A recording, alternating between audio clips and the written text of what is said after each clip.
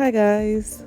Today's video is going to just be me doing this row of starter locks. Now, he started his locks about a month ago, and then he's gotten one retwist already about 2 weeks after he started, and then this is his second retwist. I require retwists every 2 weeks for the first 2 months just to make sure that the locks get a good sturdy foundation. Before I started retwisting, I gave him a very gentle shampoo with low water pressure, but I definitely got the hair as clean as I could. When I first started doing locks, I would do retwists on starter locks with a comb for the first 4 months. But I always noticed hair in the comb.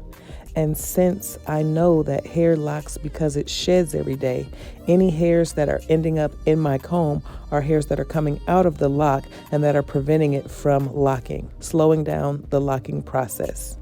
Let me go back and explain what I'm doing. Okay, so first I apply product to the entire row. It's not even a quarter amount for the entire row, maybe a dime size amount.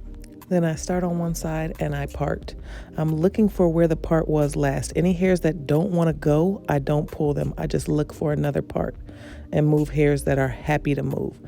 Now, if any hairs were to get in the wrong spot, I would move them. But for the most part, all the hairs stay in one spot. You just have to find where they go. And I do that with my fingers so as not to disrupt the other lock, because I know that I will if I were to use a comb. Once you find the correct parting, then you use your fingers to smooth out the hair as much as possible, stretching it and pulling it, not too hard, but using your fingers to smooth through the hair without pulling the hair that's shed all the way through. Then begin to twist in a clockwise fashion, making sure to angle the lock down.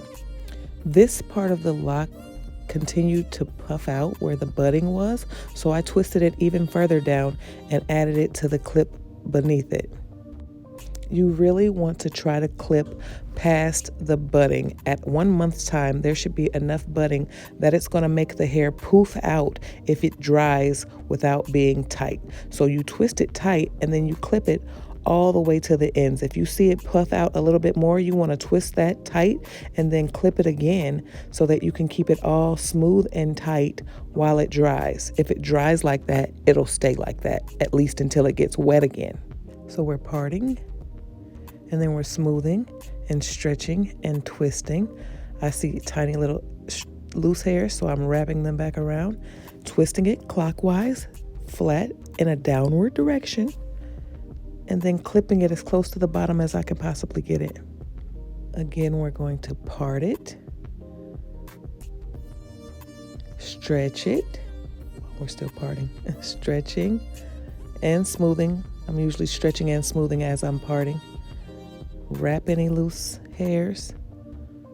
Keep everything that's budded. Oh, this piece is long enough to palm, so I palm it clockwise to smooth it. Palm rolling just gets it all smooth so much faster. I can twist slowly with my fingers, both going together in a fashion to get it all twisted, but palming just kind of does the whole thing at once without me having to go all the way down along the length of each one. I can palm the whole thing at once, and it's like twisting the whole thing. But a lot of his hair isn't long enough to twist like that, but it can still be twisted and look like it's been palmed if you twist it all the way to the end. Clip it there until it's dry. We're wrapping loose hairs, twisting all the way down, holding it tight until I get that clip as close to the bottom as I possibly can. What I want you to take from this video is that you want to always clip past the budding for starter locks. Locks that aren't fully locked yet, that are going through the quote-unquote ugly stage or the poofy stage. You want to make sure that when you're twisting it while it's wet, you twist it all the way down, you hold it tight, and then you clip it past the budding. Sometimes I'll clip on the budding and past the budding just to make sure it's very secure until it dries. How it dries is how it will stay. So if you get that budding to look smooth while it's drying, until it's dry, it will stay smooth until they get wet again. And honestly, guys, there's really something about the process of retwisting starter locks every 2 weeks for the first 2 months, and then clipping it past the budding and letting it dry like that, that really helps locks lock faster. If you want to get your locking journey done quicker, this is how you do it. Whenever I start locks, the only thing that clients constantly ask me is, are they locked yet? When will they be locked? This gets you there as fast as it's possible. Other techniques will lock eventually. Get rid of the puffiness eventually, but this gets you there the fastest. Hopefully this video was helpful to somebody. If you made it this far, please like the video. If you haven't already subscribed, you should do that because I have more content coming, and share it with a friend. See you guys on the next one. Bye.